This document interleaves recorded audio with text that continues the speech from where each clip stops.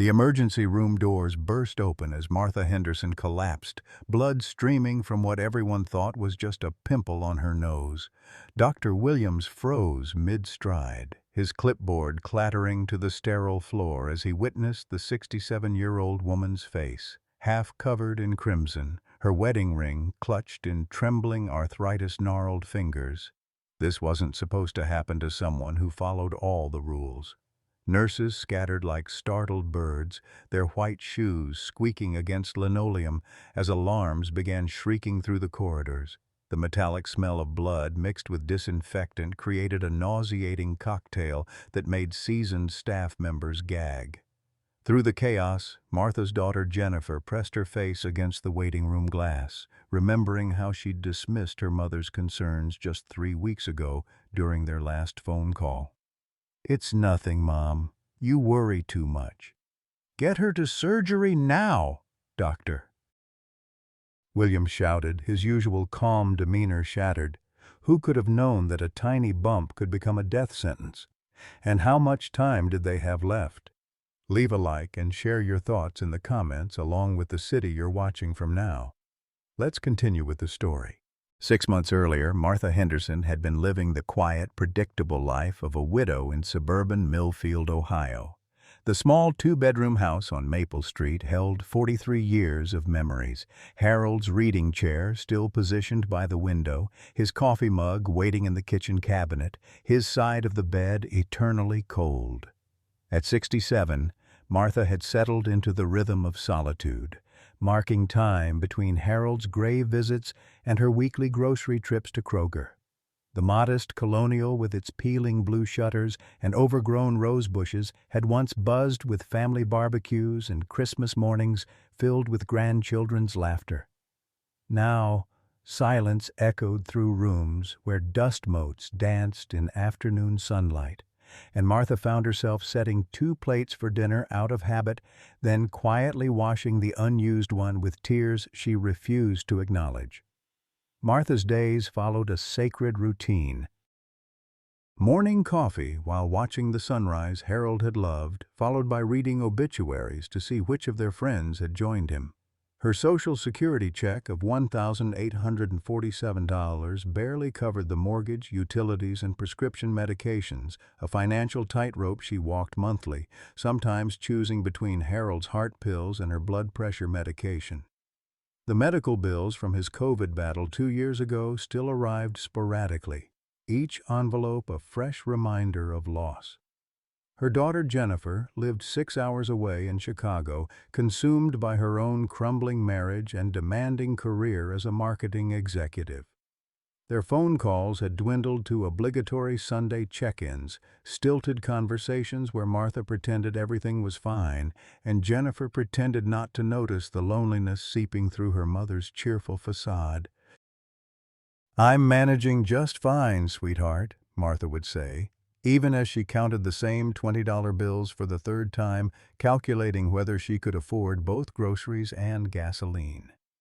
The neighborhood had changed over the decades.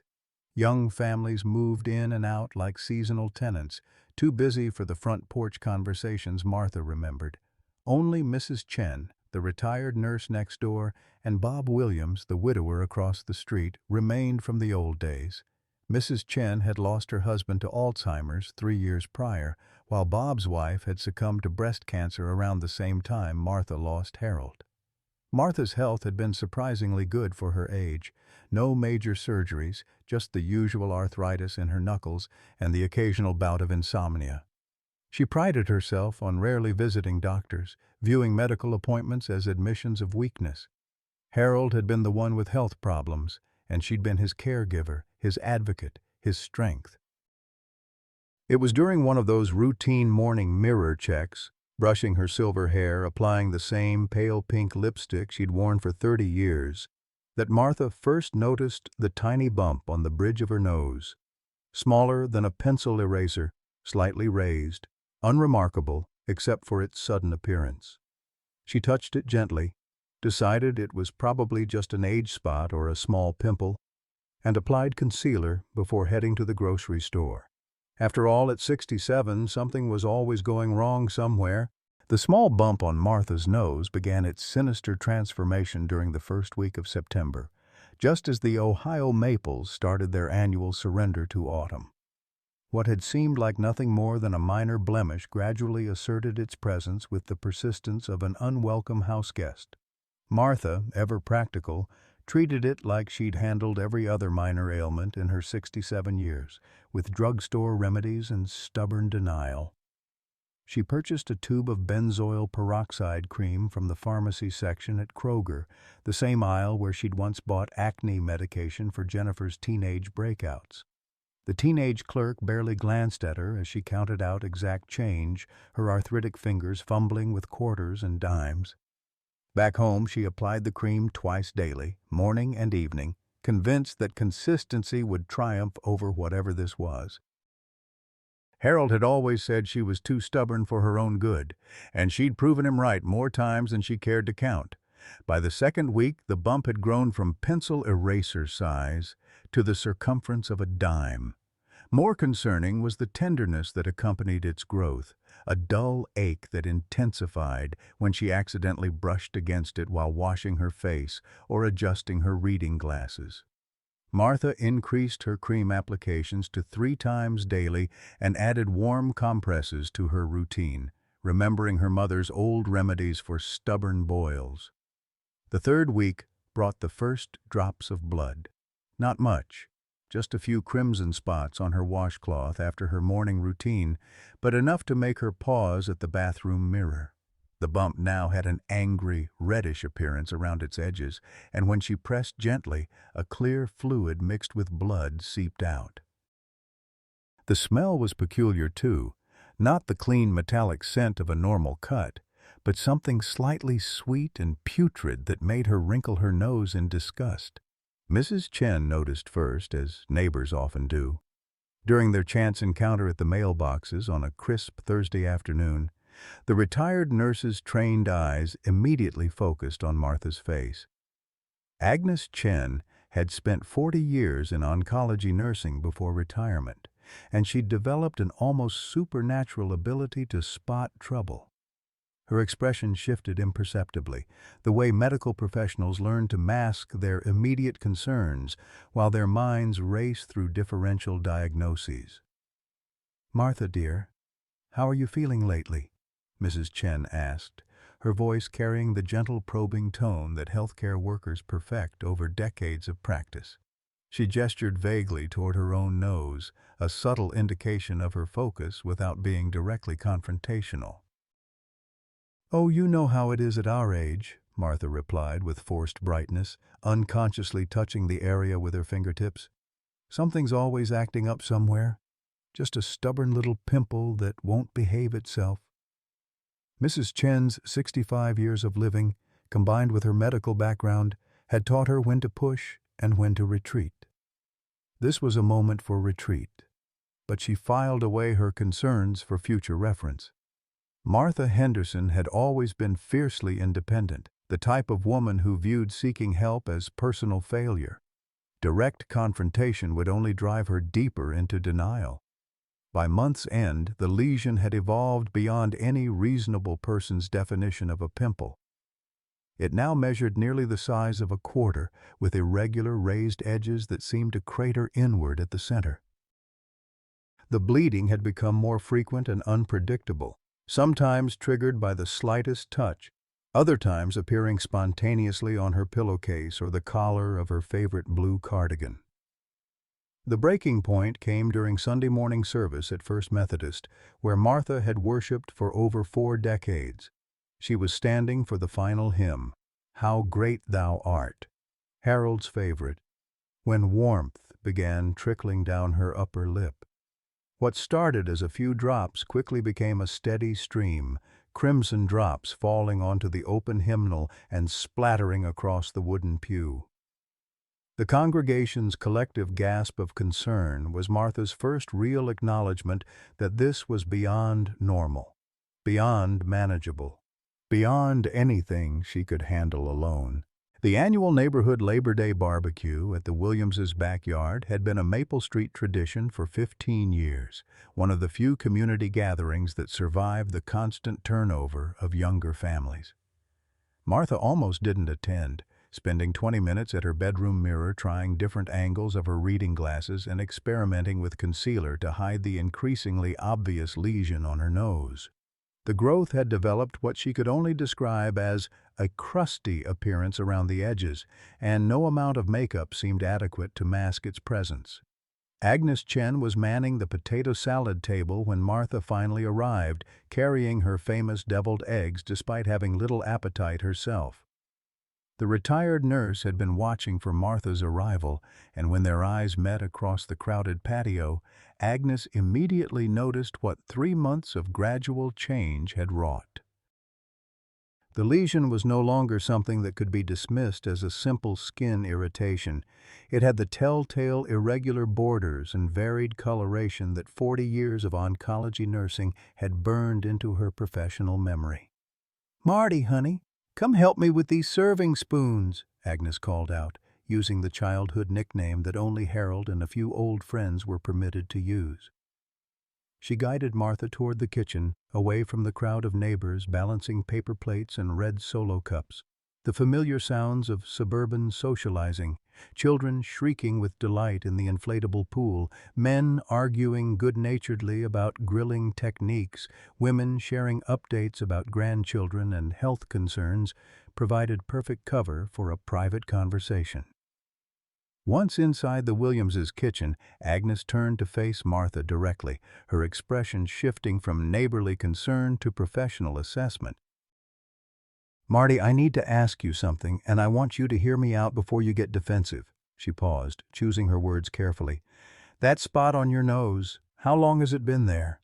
Martha's hand instinctively flew to cover the area, a gesture that had become as automatic as checking for her car keys before leaving the house. "Oh, Agnes, you're making a mountain out of a molehill. It's just one of those things that happens when you get to be our age. You know how it is. Everything starts falling apart at once." Her laugh carried the brittle edge of someone working too hard to appear unconcerned. "Martha Henderson, I've been a nurse longer than you've been married, and that is not just one of those things," Agnes said firmly, her voice carrying the authority of 4 decades spent delivering difficult truths to patients and their families. "I've seen thousands of skin lesions, and what's on your face needs immediate medical attention. Today, not next week, not when it's convenient. Today." The kitchen suddenly felt too small, too warm despite the central air conditioning. Martha could feel her heart rate accelerating, that familiar flutter of panic she'd experienced during Harold's medical crises. "I can't afford another medical bill, Agnes. Do you have any idea what Harold's treatment cost us? I'm still paying off debts from his hospital stay. I can barely keep up with the mortgage as it is." Agnes moved closer, her voice gentling but remaining insistent. "There are programs, sliding fee scales, payment plans. But Marty, listen to me carefully. If this is what I think it is, waiting will only make everything worse and more expensive. Some things can't be bargained with or wished away." "What do you think it is?" Martha whispered, finally voicing the question that had been haunting her sleepless nights for weeks. The kitchen clock ticked loudly above the breakfast nook, marking seconds that suddenly felt precious and finite. Agnes took a deep breath, weighing her words like a pharmacist measuring medication. "I think it could be skin cancer. I've seen basal cell carcinomas that started exactly like this. Small, persistent, bleeding, not healing properly. The good news is that if caught early, they're very treatable. The bad news is that early was probably 2 months ago." The words hit Martha like a physical blow, causing her to grip the kitchen counter for stability. Skin cancer. The phrase echoed in her mind, conjuring images of Harold's friend Robert, who'd lost half his nose to melanoma, and her sister's husband, whose forehead surgery had left him looking permanently surprised. "But I've never been a sun worshiper," she protested weakly. "I always wore sunscreen to the beach with the kids. "It doesn't matter now how it started," Agnes replied gently. "What matters is getting you to a doctor immediately. I'm going to call Dr. Williams first thing Tuesday morning and tell him it's urgent. Don't you dare argue with me about this, Martha Henderson. Harold would never forgive me if I let you suffer in silence when there's something that can be done." Martha felt tears threatening for the first time since Harold's funeral, the weight of months of denial and fear finally overwhelming her carefully maintained composure. Through the kitchen window she could see their neighbors laughing and enjoying the last gasps of summer, blissfully unaware that mortality had just crashed their innocent gathering like an uninvited guest who refused to leave. Tuesday morning arrived with the cruel indifference that September days often carry, crisp, beautiful, and utterly unsuited to medical emergencies. Martha had spent the sleepless hours before dawn alternating between staring at Harold's empty pillow and researching skin cancer symptoms on her ancient laptop computer. Each Google image search had sent waves of nausea through her already churning stomach, and by the time Agnes called at exactly 8 o'clock, Martha had convinced herself she was dying. "I got you in with Dr. Williams at 10:30, Agnes announced without preamble, her nurse's efficiency cutting through any possibility of Martha backing out. "I'm picking you up at 10:15. Wear something comfortable and bring your insurance cards." The drive to Millfield Family Practice felt simultaneously endless and too short. Agnes filled the silence with gentle chatter about everything except the reason for their trip. The unseasonably warm weather, her grandson's soccer season, the new family that had moved into the old Peterson house. Martha appreciated the distraction even as her fingers worried Harold's wedding ring, which she'd moved to her right hand after his death, but still twisted whenever anxiety overwhelmed her. Dr. Williams had been Martha and Harold's physician for nearly 20 years, a soft-spoken man in his early 50s who'd guided them through Harold's diabetes diagnosis, Martha's bout with pneumonia 3 years prior, and the devastating COVID battle that had claimed Harold's life. He greeted Martha with the same gentle smile he'd always worn, but she noticed how his expression shifted the moment he examined the lesion on her nose. "Martha, I'm going to be direct with you because that's what Harold would have wanted, Doctor," Williams said, pulling his examination stool closer to where she sat on the crinkly paper-covered table. "This doesn't look like anything benign. The irregular borders, the bleeding, the way it's grown. I'm very concerned this could be a skin cancer, possibly an aggressive type." The words seemed to echo in the small examination room, bouncing off the motivational posters about hand-washing and the importance of annual physicals. Martha felt her world tilting slightly, the way it had when the hospital chaplain had delivered Harold's diagnosis 2 years earlier. "What does that mean, exactly?" she managed to ask, her voice smaller than she'd intended. "It means we need to get you to a specialist immediately. I'm going to call Dr. Sarah Mitchell at the Cancer Center. She's one of the best dermatological oncologists in the state, and I want her to see you as soon as possible." Dr. Williams was already reaching for his phone, his urgency both reassuring and terrifying. The conversation that followed felt surreal, like listening to someone else's medical emergency. Words like biopsy and staging and treatment options floated around Martha's head while she focused on the small details, the way Dr. Williams drummed his fingers on his knee while waiting for the specialist's office to answer, the sound of Agnes shifting in her chair in the corner, the antiseptic smell that reminded her of Harold's final weeks. "They can see you Thursday at 2 o'clock. Dr. Williams announced after a 5-minute conversation filled with medical terminology Martha didn't recognize. "That's actually remarkably fast. Dr. Mitchell usually has a waiting list several weeks long."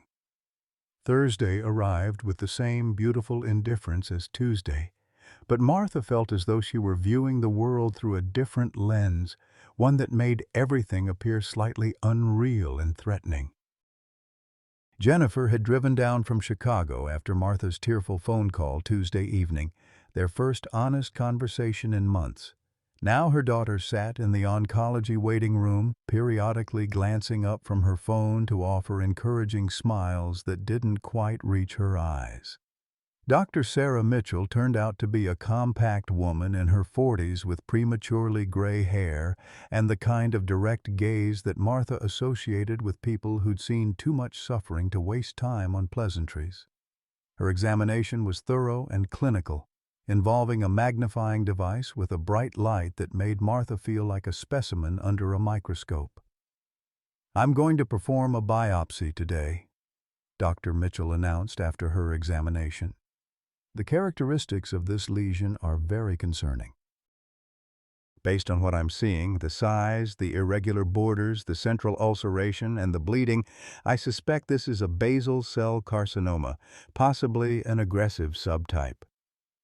The biopsy procedure itself was surprisingly quick, but emotionally devastating. The local anesthetic injections stung like bee stings, and Martha found herself gripping the arms of the examination chair while trying not to think about the small piece of her nose being removed for analysis. Jennifer held her mother's free hand throughout the procedure, both women fighting back tears. "Results will be back in 3 to 5 business days," Dr. Mitchell explained as her assistant applied a small bandage to Martha's nose. "But I want to prepare you for what I suspect we're dealing with. If this is indeed an aggressive basal cell carcinoma, we'll need to schedule surgery within the next 2 weeks. Time is critical with this type of cancer." The drive home was quiet, except for Jennifer's occasional attempts at optimistic conversation. "Maybe it won't be as bad as she thinks, Mom. Doctors have to prepare for the worst-case scenario, right?" But Martha could hear the fear beneath her daughter's forced cheerfulness, the same tone Jennifer had used as a child when trying to convince herself that thunderstorms weren't scary.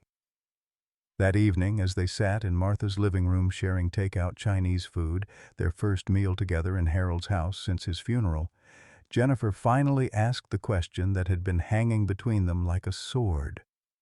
"Mom, why didn't you tell me about this sooner? When did you first notice it?" Martha set down her chopsticks, suddenly unable to stomach another bite of lo mein. "I guess I first noticed it maybe 4 months ago. It was tiny then, just a little bump. I thought it was a pimple or maybe an age spot." "You know how your skin changes when you get older?" She paused, gathering courage for the admission that had been eating at her. "And honestly, honey, I didn't want to burden you. You're dealing with your divorce, your career, your own life. I've been handling things on my own since your father died." Jennifer's response was swift and fierce. "Burden me? Mom, you're my mother. Taking care of you isn't a burden, it's what family does. Did you forget all the times you dropped everything to help me? When I had mono in college, when David and I separated the first time, when I lost the baby 3 years ago, you never once made me feel like I was bothering you." The mention of the miscarriage, Jennifer's second pregnancy loss, which had happened just 6 months after Harold's death, brought tears to both women's eyes. Martha had driven to Chicago immediately, spending 2 weeks cooking meals and managing household tasks, while Jennifer grieved in her bedroom. "That's different," Martha protested weakly. "You're my child. It's my job to take care of you." "And it's my job to take care of you when you need it," Jennifer replied firmly. "That's how love works, Mom. It goes both ways." Friday afternoon brought the phone call that confirmed their worst fears. Dr. Mitchell's voice was professionally gentle but unambiguous. "The biopsy results show an aggressive basal cell carcinoma with infiltrative patterns. We need to schedule you for Mohs surgery as soon as possible. This type of cancer can be quite destructive to surrounding tissue if left untreated." As Martha hung up the phone, she realized that her quiet life of widowed solitude had just ended permanently. Whatever came next would require courage she wasn't sure she possessed and strength she'd have to borrow from people who loved her, whether she felt comfortable accepting their help or not. The financial reality hit Martha like a sledgehammer 3 days after Dr. Mitchell's call, when Jennifer returned from the insurance office with a manila folder full of forms and the expression that Martha had learned to recognize.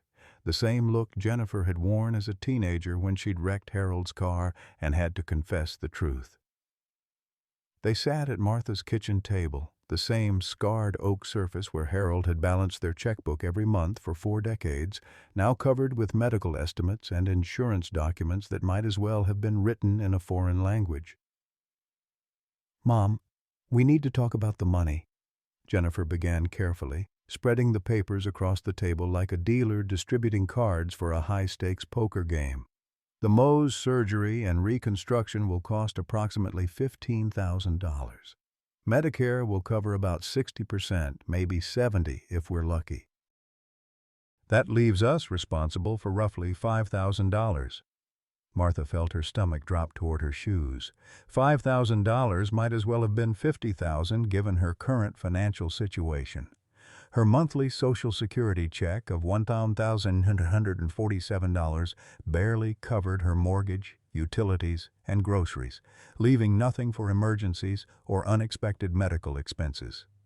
Harold's life insurance had been depleted, paying for his COVID treatment and funeral expenses. "I don't have $5,000, Martha whispered, the admission feeling like a confession of personal failure. "I've been living paycheck to paycheck since your father died. Some months, I choose between buying groceries and filling my prescriptions." Jennifer's face crumpled with guilt and realization. "Mom, why didn't you tell me things were this tight? I could have been helping you. I should have been helping you. Because you're my daughter, not my parent," Martha replied with a flash of her old stubbornness. "Oh, besides, you're dealing with your own divorce expenses. I know lawyers don't come cheap." The conversation that followed was one of the most difficult of Martha's life. Jennifer insisted on reviewing her mother's entire financial situation, spreading bank statements and bills across the table with the methodical precision she used in her marketing job. The numbers painted a picture of genteel poverty, a widow stretching every dollar, cutting corners wherever possible, living in quiet desperation while maintaining the appearance of independence. "There's only one option I can see," Jennifer said finally, her voice heavy with emotion. "We'll have to sell the house." The words hung in the air like smoke from a house fire. This house, their house, contained 43 years of Martha and Harold's life together. Every room held memories. Jennifer's first steps in the living room, Christmas mornings around the fireplace, Harold's workshop in the basement where he'd built Jennifer's dollhouse and later her college dorm furniture. The kitchen window above the sink framed the garden where Harold had grown tomatoes every summer until arthritis made gardening impossible. "This house is all I have left of him," Martha said quietly, her fingers tracing the wood grain of the table Harold had purchased at an estate sale in 1985. "Every corner holds our memories. How do I just give that up?" Jennifer moved her chair closer to her mother's, taking Martha's weathered hands in her own smooth ones. "Dad would want you to live, Mom. He'd want you healthy and cared for. Houses are just buildings. The memories live in us, not in walls and rooms." The real estate agent, an energetic woman named Carol Stevens, arrived the following Tuesday with a measuring tape, a digital camera, and the kind of aggressive optimism that Martha associated with used car salesmen. She moved through the house like a tornado, opening curtains, rearranging furniture, and making notes on her tablet while keeping up a steady stream of chatter about market conditions and comparable sales. "The good news is that your neighborhood has really held its value," Carol announced after her inspection. "Colonial-style homes are very popular with young families right now. I'm thinking we could list at $185,000 and probably get close to asking price, maybe even a little over in this market." Martha tried to feel encouraged by the news, but watching this stranger evaluate her life's foundation like a commodity made her feel hollow inside. Carol pointed out dated features that Martha considered charming: the original hardwood floors that Harold had refinished twice, the built-in china cabinet where they'd displayed wedding gifts, the bathroom tiles that had seemed so modern when they'd renovated in 1998. "Of course, we'll want to stage it properly," Carol continued, oblivious to Martha's emotional turmoil. "Clear out most of the personal items, neutralize the color scheme, maybe rent some contemporary furniture. Buyers need to be able to envision themselves living here." The staging process began immediately, transforming Martha's home into a generic showcase that bore little resemblance to the place where she and Harold had built their life together. Jennifer packed away family photographs, Harold's books, Martha's collection of ceramic angels, anything that suggested actual people had lived and loved within these walls. Rented furniture replaced pieces that had been selected with care and saved for over decades. 2 weeks before the scheduled surgery, Martha experienced what Jennifer would later describe as a complete emotional breakdown. She'd been standing in her own living room, now decorated with impersonal artwork and furniture that smelled like rental warehouse disinfectant, when the full weight of her situation crashed over her like a collapsing building. She would lose her home, undergo disfiguring surgery, and emerge into a world where she had no anchor, no foundation, no place that was truly hers. The crying started quietly, just tears slipping down her cheeks as she sat on the rented sofa that had replaced Harold's favorite recliner. But once the dam broke, 67 years of accumulated grief, fear, and loneliness poured out in wrenching sobs that seemed to come from somewhere deeper than her lungs. Jennifer found her there an hour later, curled into a ball on the foreign furniture, keening like a wounded animal. "I can't do this," Martha gasped between sobs. "I'm not strong enough. I'm not brave enough. I don't know how to live without him, without this house, without everything that made me feel safe." Jennifer gathered her mother in her arms, both women crying now, decades of careful emotional distance dissolving in the face of crisis. "You don't have to be strong all the time, Mom. You don't have to handle everything alone. That's what I'm here for. That's what family is for." That night, for the first time since Harold's death, Martha didn't sleep alone. Jennifer made up the sofa bed in the living room, and they talked until nearly dawn, about Harold, about their fears, about the future that seemed so uncertain. As sunrise painted the windows gold, Martha realized that perhaps losing everything wasn't the end of her story, but rather the beginning of learning what truly mattered. The surgery was scheduled for the following Monday. The house had received 3 offers, all within $5,000 of the asking price.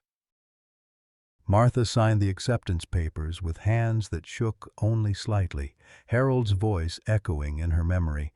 "Sometimes the only way forward is to let go of what's behind you." The night before surgery, Martha lay awake in her childhood bedroom at Jennifer's temporary rental apartment, staring at a ceiling that held no memories of Harold's gentle snoring or their whispered conversations about daily worries and distant dreams. The house sale had closed with brutal efficiency. Strangers now owned the kitchen where she'd learned to cook Harold's favorite pot roast, the garden where they'd planted their first tomatoes as newlyweds, the bedroom where Jennifer had been conceived during a thunderstorm in 1987. At 3:17 a.m., Martha's careful composure finally shattered completely. The tears came in waves, starting as silent drops that traced familiar paths down her cheeks and escalating into the kind of raw, primal sobbing that she hadn't allowed herself since Harold's funeral. But this grief was different, more complex, layered with terror about the morning's procedure and a profound sense of displacement that made her feel like a refugee in her own life. Jennifer found her mother sitting on the edge of the narrow bed, clutching Harold's wedding ring on its chain around her neck, rocking slightly as she wept. Without a word, Jennifer climbed onto the bed and wrapped her arms around Martha's trembling shoulders. And for the first time since childhood, Martha allowed herself to be comforted by her daughter. "I'm so scared, Jenny," Martha whispered, using her daughter's childhood nickname for the first time in years. "What if something goes wrong? What if I don't wake up? What if this is all for nothing and the cancer has already spread? I don't want to die alone in some hospital room with strangers." Jennifer tightened her embrace, her own tears falling into her mother's silver hair. "You're not going to die alone, Mom. I'll be right there in the waiting room. Agnes will be there. Even Bob said he's coming. You have people who love you. You've always had people who love you. You just forgot how to let us show it." The Millfield Regional Medical Center at 6 a.m. was a place of hushed voices and antiseptic efficiency, where dawn light filtered through industrial windows and reflected off polished floors that had witnessed thousands of similar moments of fear and hope. Martha checked in with paperwork that seemed to require signing away her life in careful legal language, her hands shaking so violently that Jennifer had to help her write her name. The pre-operative area was a maze of curtained cubicles where patients in identical hospital gowns waited for procedures that would either save or damn them. Martha's assigned space felt like a prison cell, complete with a single plastic chair for Jennifer and a mechanical bed that seemed designed to emphasize her helplessness. The hospital gown, with its humiliating open back and paper-thin fabric, stripped away the last vestiges of her dignity. Doctor. Mitchell appeared at 7:30, professional and reassuring in her surgical scrubs, but Martha could see something in the surgeon's eyes that hadn't been there during previous appointments, a tightness around the corners that suggested concern about what she might find once the real cutting began. "Martha, I want to be completely honest with you about what we're facing today," Dr. Mitchell said, pulling the privacy curtain closed around their small space. "The imaging studies show that this tumor is more extensive than we initially thought. What appeared to be a localized lesion actually has roots that extend deeper into the tissue around your nose. We may need to remove more tissue than we originally discussed." The words hit Martha like physical blows. More extensive, deeper roots, more tissue removal. Each phrase translated to a future where she might emerge from surgery looking like a stranger to herself, disfigured beyond recognition, a medical curiosity rather than the woman Harold had called beautiful every morning for 43 years. "How much more?" Jennifer asked, her voice steady despite the tears threatening at the corners of her eyes.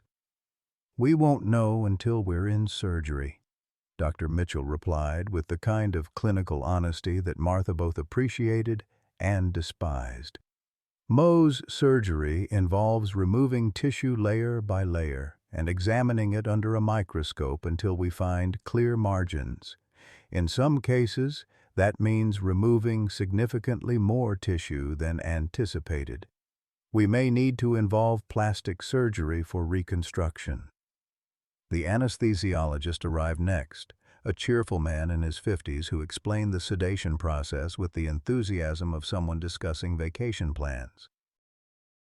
Martha signed more forms, answered questions about medications and allergies, and submitted to the insertion of an IV line that made everything suddenly, terrifyingly real. At 8:45, they came to take her to surgery. The gurney ride through hospital corridors was like a slow-motion nightmare, fluorescent lights passing overhead in hypnotic succession, while Martha gripped Harold's ring so tightly that it left an impression in her palm.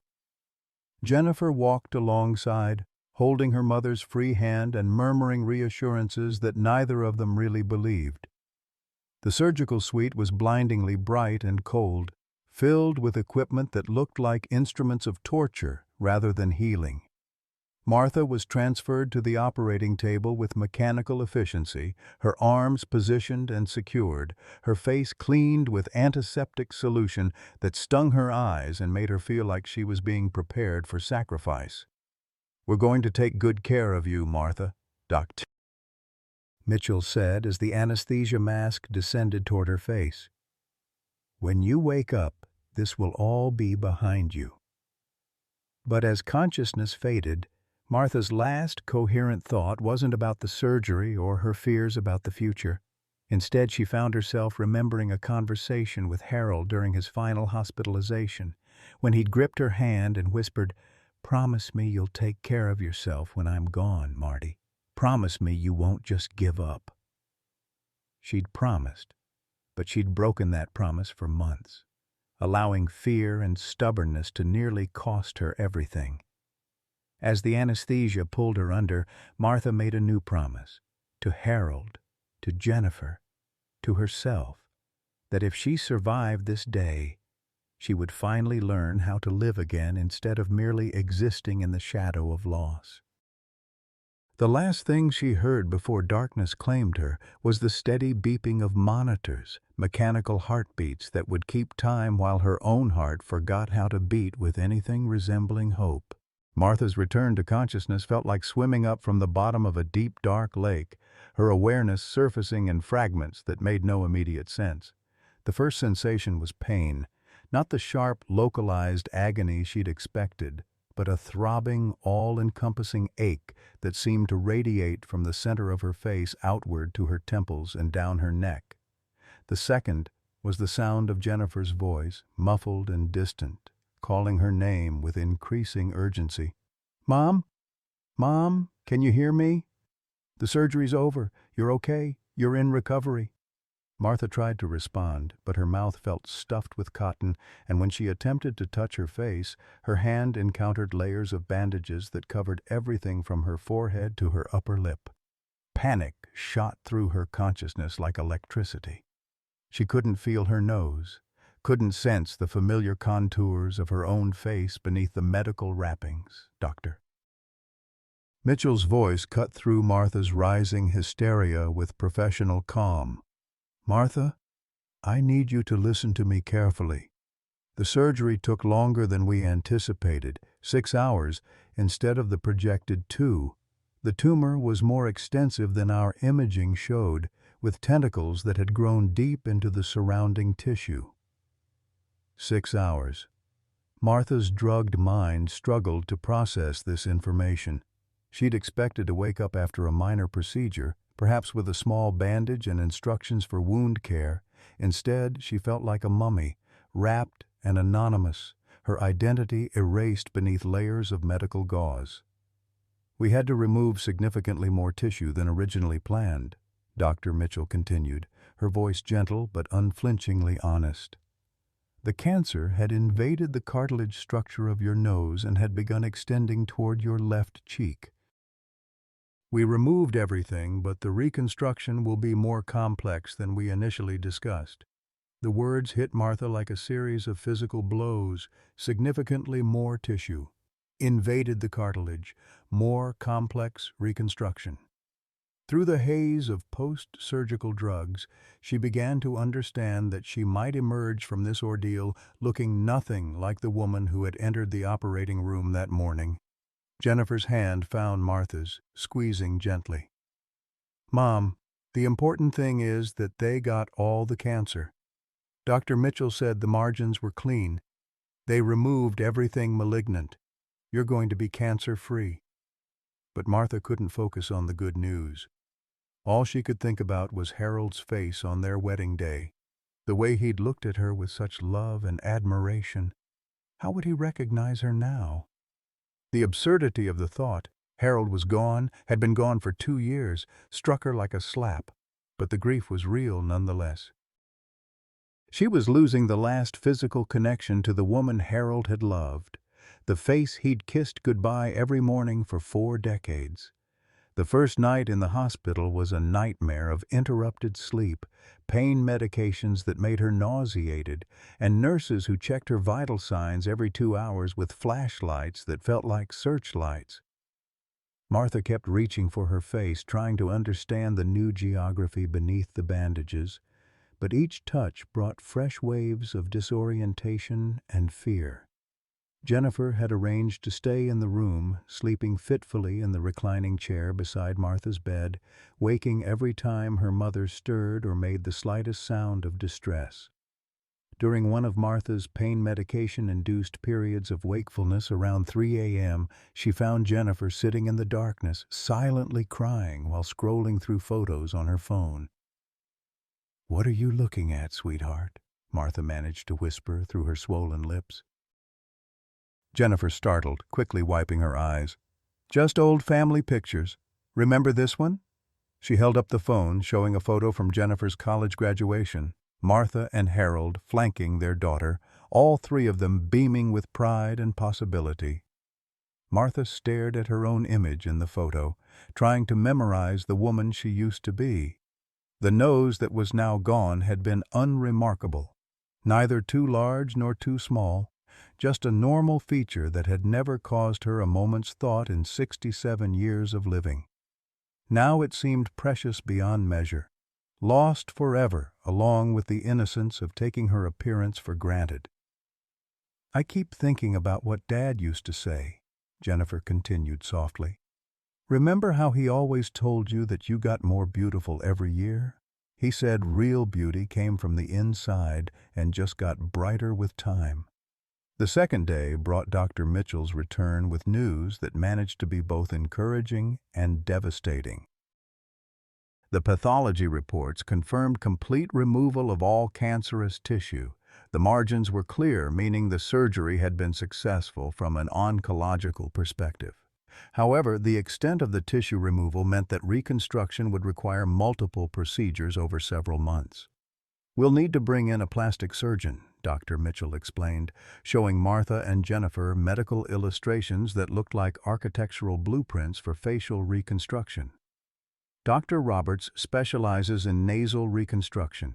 He'll need to rebuild the structure using cartilage grafts, probably from your rib, and then reconstruct the skin coverage using tissue from your forehead." Martha stared at the medical drawings, trying to connect these clinical diagrams with her own face.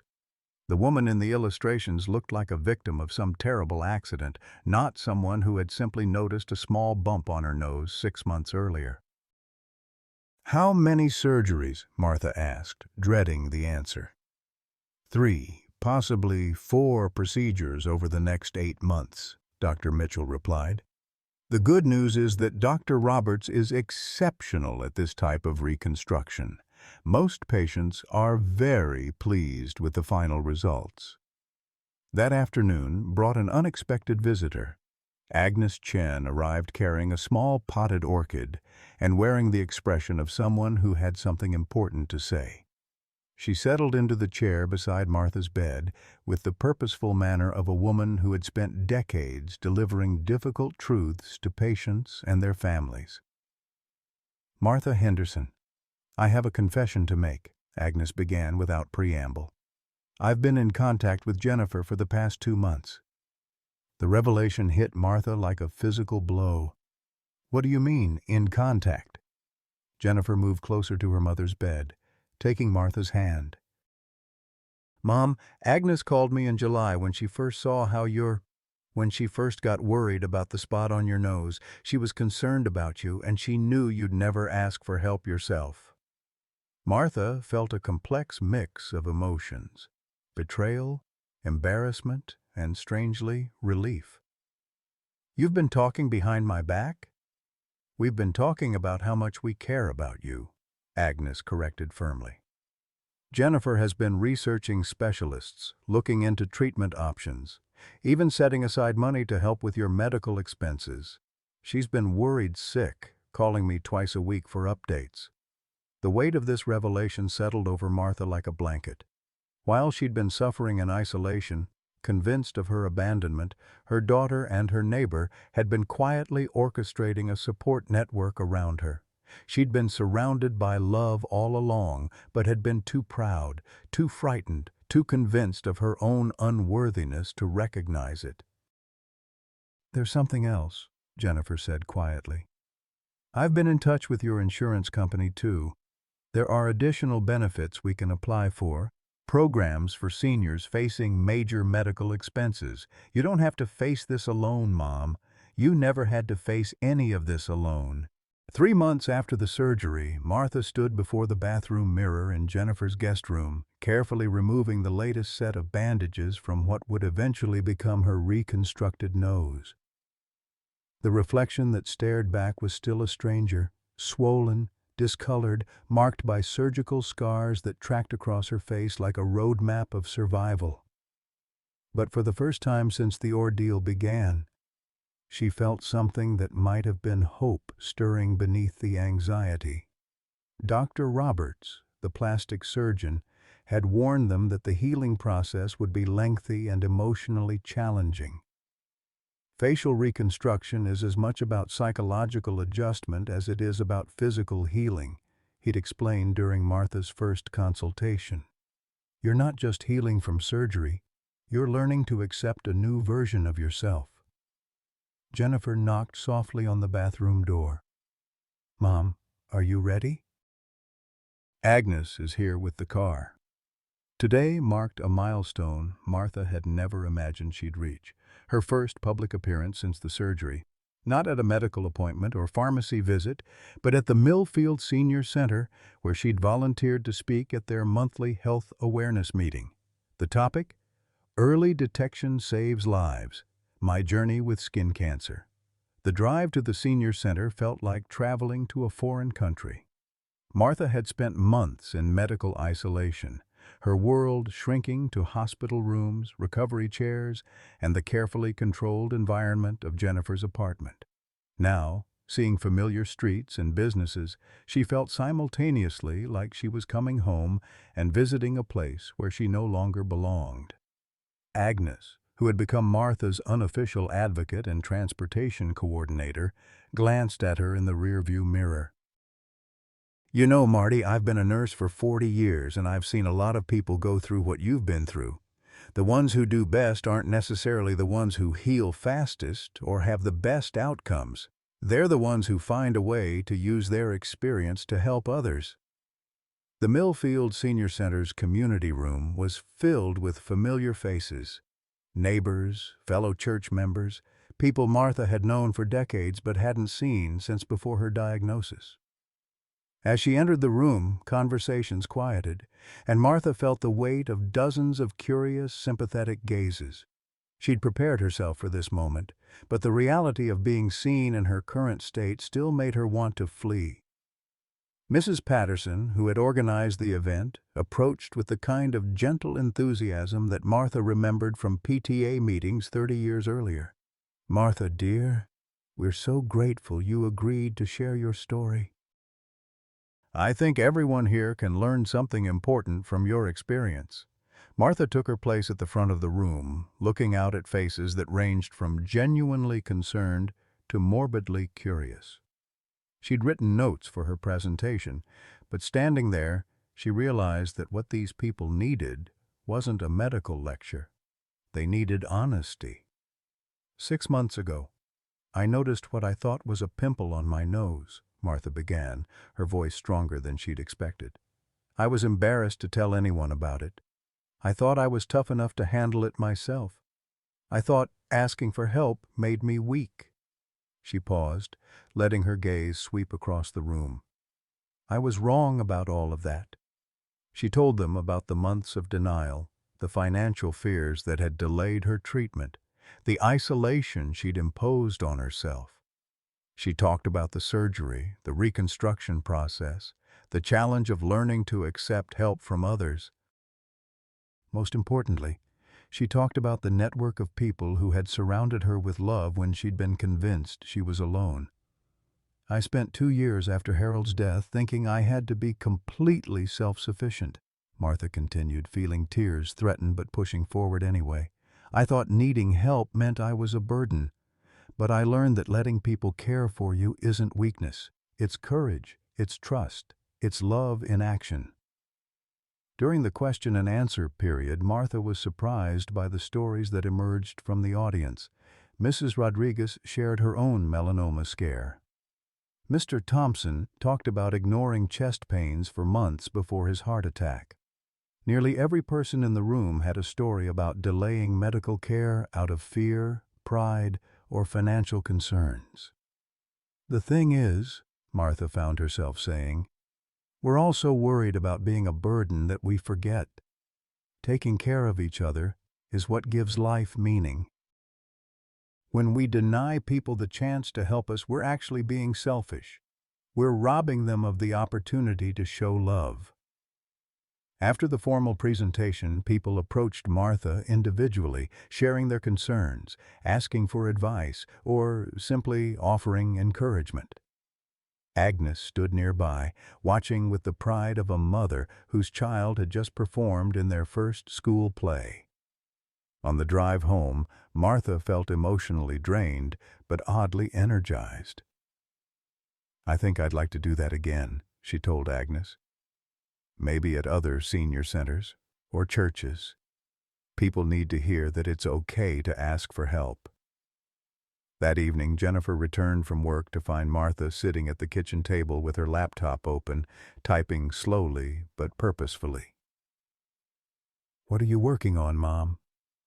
A letter to the editor of the Millfield Gazette, Martha replied without looking up.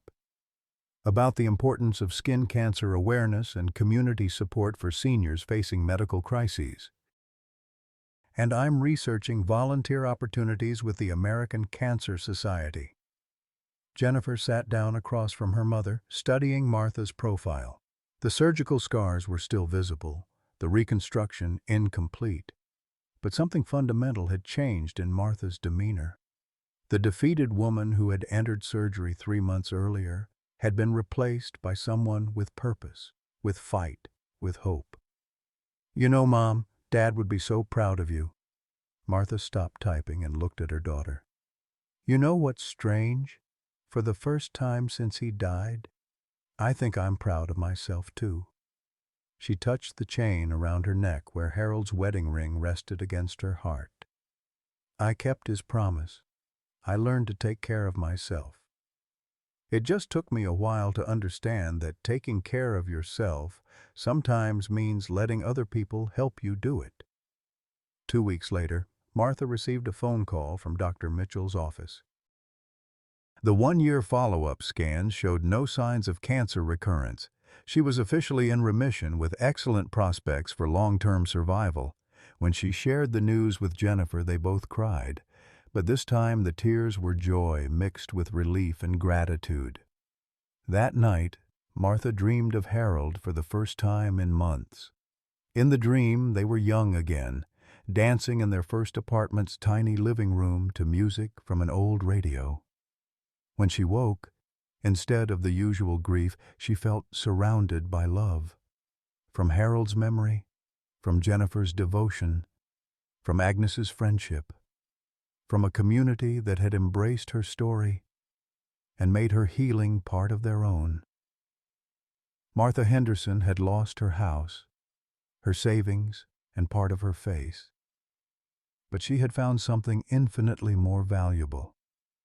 She had found her way back to life, to hope, and to the understanding that love multiplies when it's shared rather than hoarded. The woman who had thought she was dying alone had discovered she was surrounded by more love than she'd ever imagined possible. Like Martha Henderson, many of us reach our golden years believing we must shoulder every burden alone, that asking for help diminishes our worth or makes us a burden to our loved ones. We've spent decades being the caregivers, the problem solvers, the pillars of strength for our families. And suddenly finding ourselves in need feels like failure. But Martha's journey from a dismissed pimple to life-threatening cancer taught her the most profound truth of aging. Vulnerability isn't weakness, it's wisdom. When we finally allow others to care for us, we don't diminish ourselves. We honor the love that surrounds us and give meaning to the relationships we've built over a lifetime. Martha thought she was protecting Jennifer by handling everything alone, but she was actually depriving her daughter of the chance to show love in return. The greatest gift we can give our adult children isn't independence. It's the opportunity to demonstrate the values we taught them about compassion, loyalty, and family devotion. True strength at our age isn't pretending we don't need anyone. It's having the courage to trust that the love we've given throughout our lives has created a network of people who genuinely want to give back. Sometimes what feels like an ending is actually the beginning of deeper, more authentic relationships than we've ever known. Questions for reflection. Have you been avoiding asking for help with something important because you don't want to burden anyone? What would change if you allowed someone who loves you to show their care through action? Share your thoughts below. Your story might be exactly what someone else needs to hear today.